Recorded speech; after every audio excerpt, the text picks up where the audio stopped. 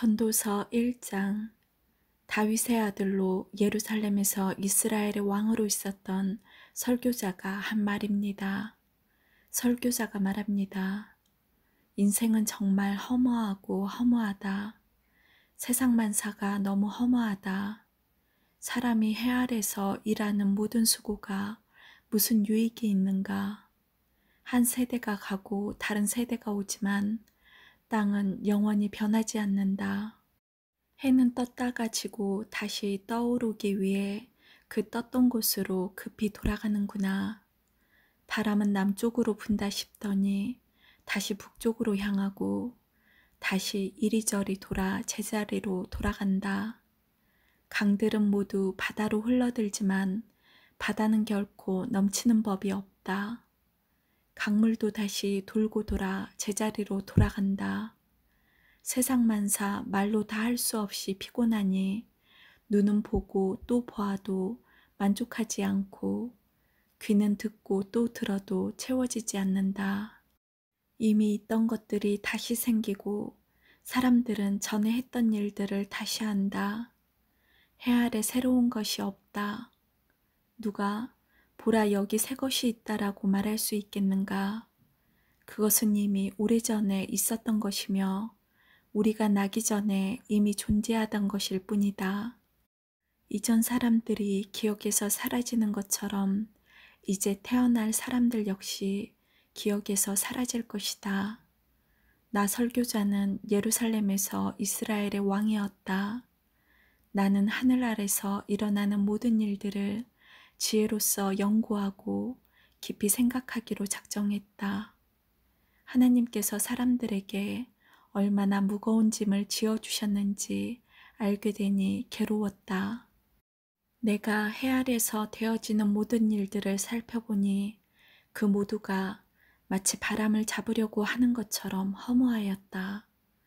구부러진 것을 곧게 할 수 없고 부족한 것은 너무 많아서 헤아릴 수가 없다. 나는 스스로 말하였다. 예루살렘에서 왕 노릇한 사람치고 나보다 지혜와 지식을 크게 깨친 자는 없을 것이다. 나는 지혜가 무엇이며 미친 것과 어리석음이 무엇인지를 알고자 생각해 보았으나 이것 역시 바람을 잡는 일과 같다는 결론을 내렸다. 지혜가 많으면 괴로움도 많고 지식을 쌓으면 그만큼 고통도 늘어났다. 2장.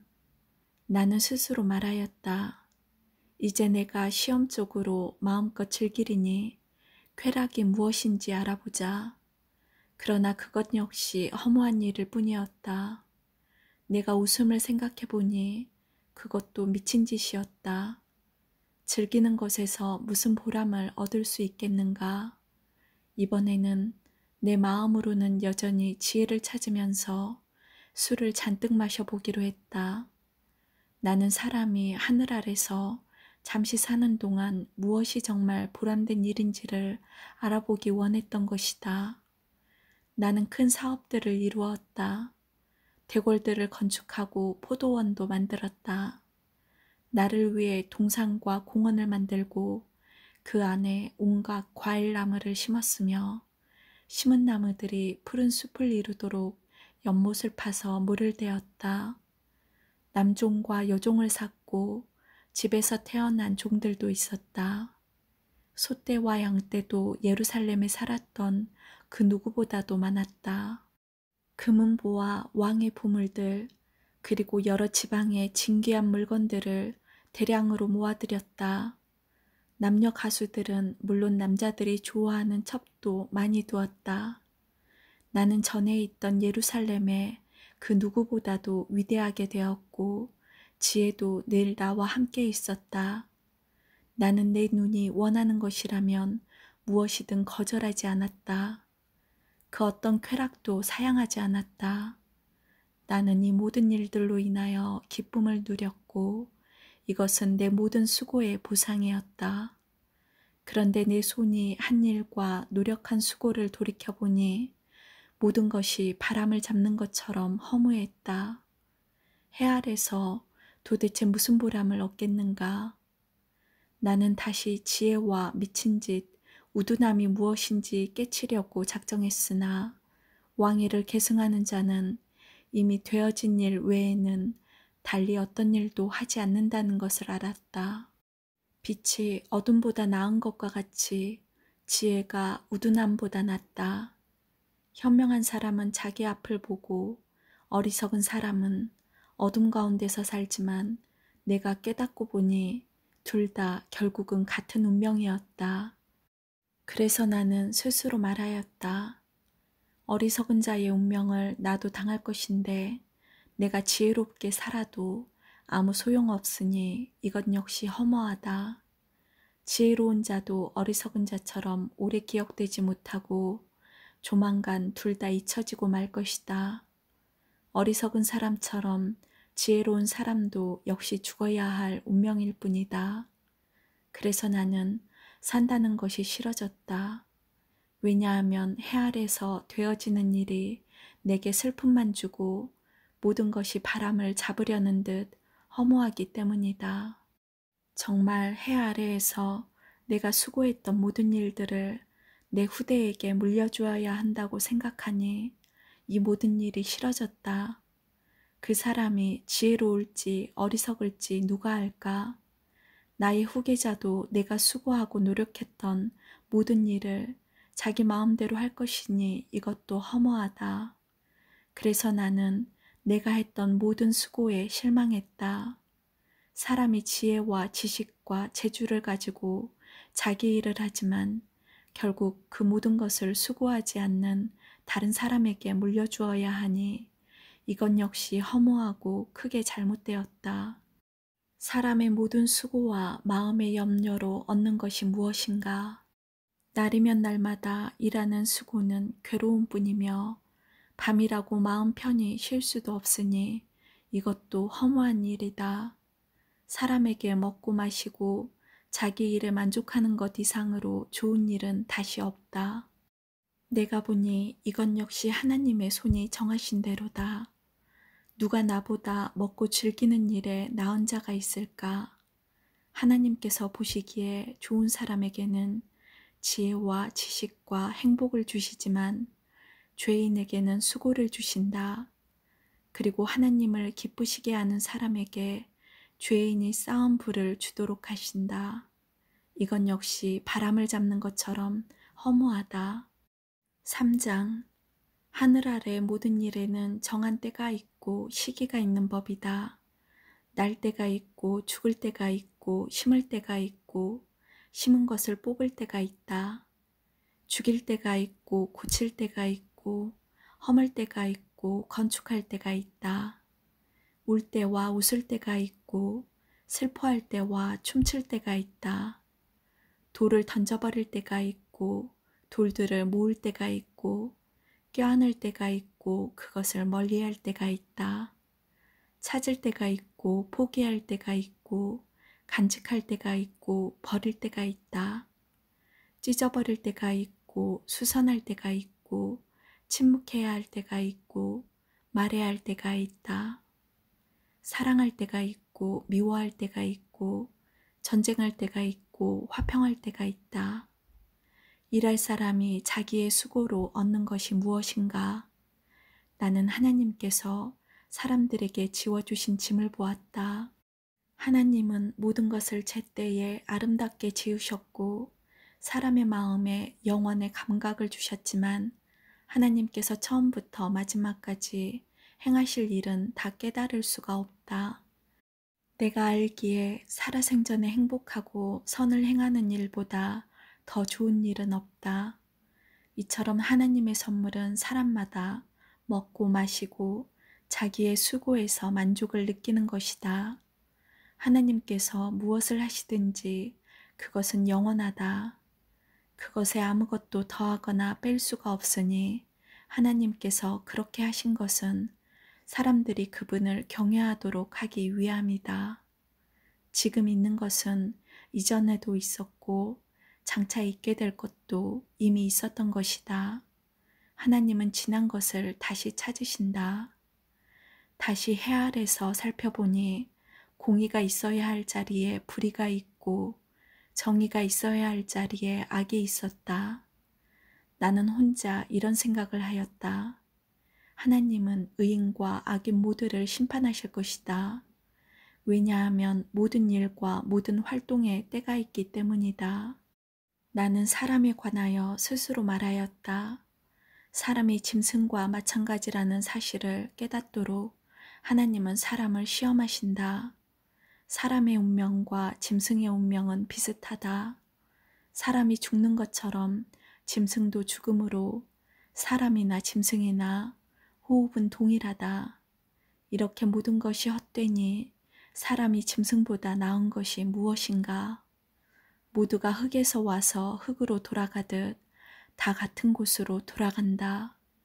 사람의 영은 위로 올라가고 짐승의 영은 땅으로 내려가는 것을 누가 알겠는가? 내가 살펴보니 사람이 자기 일을 즐기는 것보다 나은 것이 없다. 그것은 그의 몫이기 때문이며 그에게 죽은 다음에 일어날 일을 보여줄 사람이 없기 때문이다. 4장. 내가 다시 살펴보니 해 아래서 온갖 학대가 자행되고 있었다. 학대하는 자들에게 권세가 있으니 학대당하는 자들의 눈물을 위로하는 사람이 없구나. 그래서 나는 말했다. 죽은 자가 살아있는 사람보다 행복하다. 그러나 아예 세상에 나지 아니하여 해 아래서 행해지는 악을 보지 않는 자가 이 둘보다 더 낫다. 또 살펴보니 모든 수고와 성취는 이웃에 대한 시기심에서 발생하였다. 이건 역시 바람을 잡으려는 것처럼 허무한 일이다. 어리석은 자는 팔짱 끼고 지내다 굶어 죽는다고 하지만 바람을 잡고자 두 손을 벌려 수고하는 것보다는 한 줌으로 만족함이 더 낫다. 내가 살펴보니 해 아래 허무한 것이 또 있었다. 어떤 사람은 아들이나 형제도 없는 외톨이지만 끝없이 수고하며 자기 재산에 만족할 줄을 모른다. 그는 말한다. 내가 누굴 위해 이렇게 수고를 하지? 왜 나는 즐기지 못하는 걸까? 이건 역시 허무한 일이다. 왜냐하면 두 사람이 한 사람보다 나은 것은 두 사람이 힘을 합치면 더 큰 일을 할 수 있기 때문이다. 한 사람이 넘어지면 다른 사람이 일으켜준다. 그렇지만 넘어져도 일으켜줄 사람이 없는 사람은 불쌍하다. 둘이 함께 누우면 따뜻해진다.